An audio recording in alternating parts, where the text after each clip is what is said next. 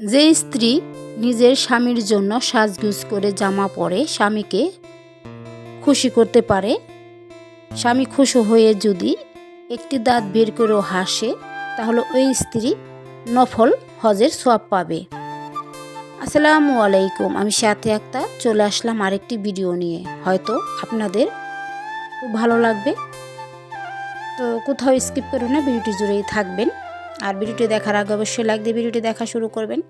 তো সকাল সকাল নাস্তাটা করে নিচ্ছি আমাদের জন্য, আর ওদিকে আমার হাজব্যান্ড রুটিগুলো বেলে দিচ্ছে আজকে হাতে হাতে, আর আমি রুটিগুলো সেঁকে নিচ্ছি।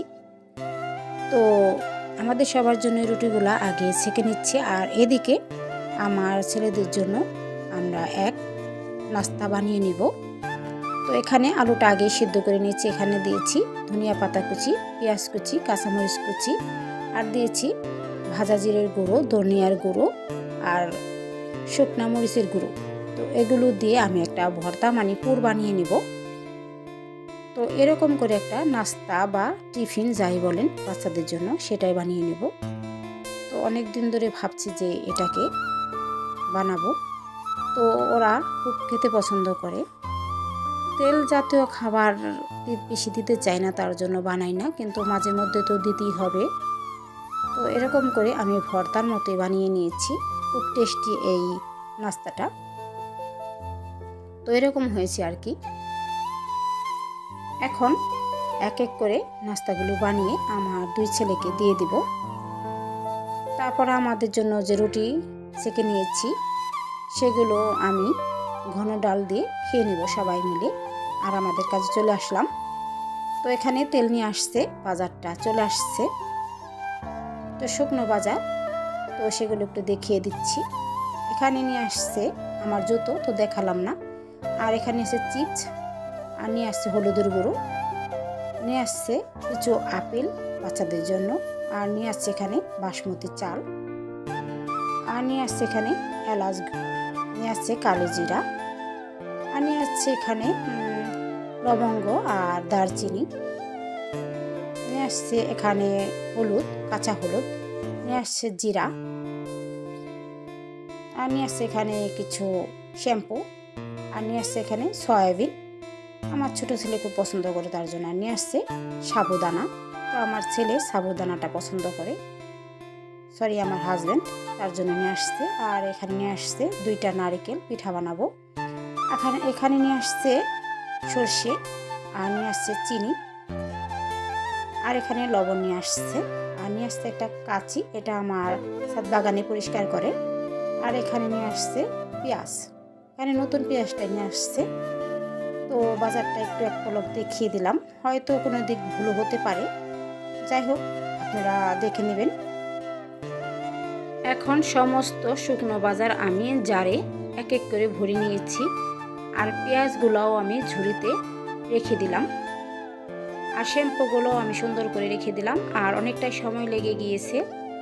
আর এদিকে যে আপেলগুলো নিয়ে আসছে সেগুলো আমি ধুয়ে নিচ্ছি, যেহেতু বাচ্চারা কখন যে হাত দিয়ে খেয়ে ফেলবে তা বলা যায় না, তাই আমি একটু ধুয়ে ভালো করে এখন রেখে দেব।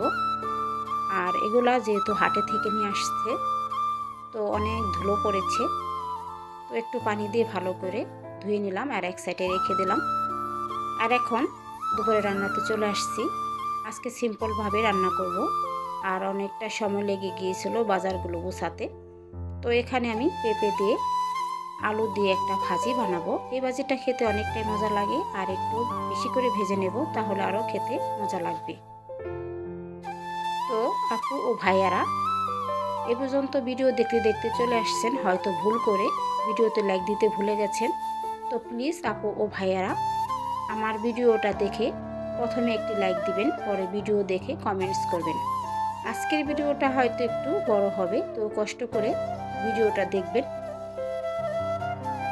তো আমি ভাজিটা করে নিয়েছি, আর এদিকে এখন আমার ছেলেদের জন্য একটু আলুর ঝোল বানাবো।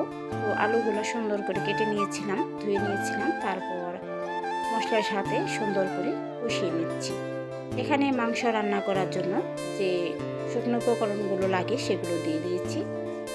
এখন ভাজা জিরে গুঁড়ো দিয়ে একটু ঝোল ঝোল করে রেখে দেব। যেহেতু রাত্রে সন্ধ্যার দিকে আমি ছেলেদেরকে চিতই পিঠা বানিয়ে দেব, তার জন্য একটু ঝোল ঝোল রাখবো। তো ওরা এই আলুর ঝোলের তরকারিটা খুব পছন্দ করে, তো রান্না করে নিলাম। আর এদিকে পাবদা মাছটা রান্না করব। তো এগুলো আমি লবণ এবং মশলা দিয়ে মেখে নিচ্ছি, তারপরে একটু ভাজা করে নেব। তো মেখে নেওয়া হয়ে গেছে, এখন একটু ভাজা করে নিচ্ছি। আর আমি এরকম করে সুন্দর করে ভেজে নিয়েছি। এখন রান্নাটা করে নেব। তার জন্য আগেই আমি কিছু বড়ি ছিল, কালার বড়ি, সেগুলো আমি তেল দিয়ে আজকে ভেজে নিলাম। তেল দিয়ে ভাজা করলে আরও মজা লাগে খেতে। আসলে আমি খুব পছন্দ করি এই বড়ি। কে কে খেতে পছন্দ করেন অবশ্যই কমেন্টস করবেন। আর আজকে সবজিতে রান্না করব। সবজিগুলো কেটে নিয়েছি, কেটে ধুয়ে নিয়েছি, আর মশলাটা এদিকে কষিয়ে নিচ্ছি। আর সবজিগুলো দিয়ে দিলাম, এখন কষিয়ে নেব।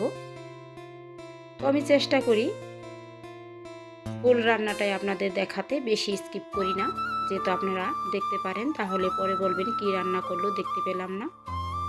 তো রান্নাটা করে নিচ্ছি, দেখতে পাচ্ছেন। এখন দেখতে পাচ্ছেন সবজিগুলো অনেকটাই সিদ্ধ হয়ে গেছে, আর একটু ঢেকে ঢেকে সিদ্ধ করলেই হয়ে যাবে। তো পানি দিয়ে দিয়েছি, এর মধ্যেই ঝোলটা হয়ে গেছে।